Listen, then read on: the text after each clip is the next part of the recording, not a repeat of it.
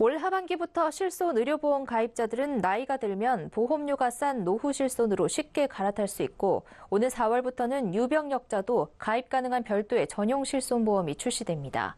노후 실손과 유병력자 실손보험은 정부의 정책성 보험 상품으로 실제 상품 출시는 민간 보험사들이 하는데요.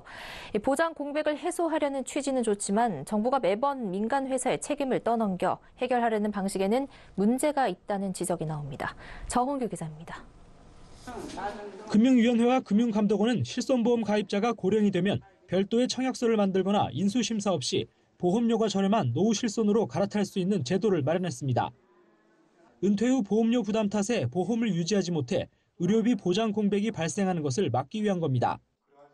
50세에서 75세 고령층이 가입 대상인 노후 실손은 자기 부담률이 높은 대신 보험료가 일반 실손보다 20에서 30% 저렴한 게 특징입니다.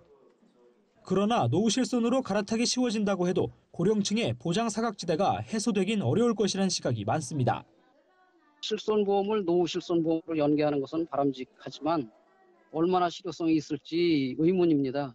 노후 실손보험은 노령층이 대상인데 수입 단절로 인해 갈수록 크게 인상되는 갱신보험료를 감당하기가 어렵고 보험사들은 손해율 악화를 이유로 판매에 소극적일 것으로 예상되기 때문입니다.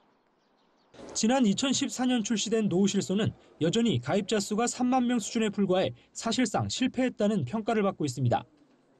고혈압이나 당뇨병 환자들의 실손 보장 공백을 메우기 위해 오는 4월 출시되는 유병력자 실손보험도 노후 실손의 전철을 밟을 것이란 우려가 나옵니다. 이미 보험업계에서는 정부 정책이라 출시는 하겠지만 적극적으로 팔지는 않을 것이란 얘기를 어렵지 않게 들을 수 있습니다.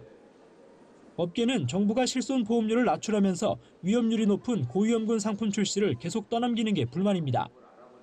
정부가 보장 공백을 해소할 의지가 있다면 민간 회사에 정책 상품을 제시할 게 아니라 보험료 지원 등 재정을 투입한 공적 의료 제도를 고려해야 한다는 지적입니다. 서울경제TV 정은규입니다.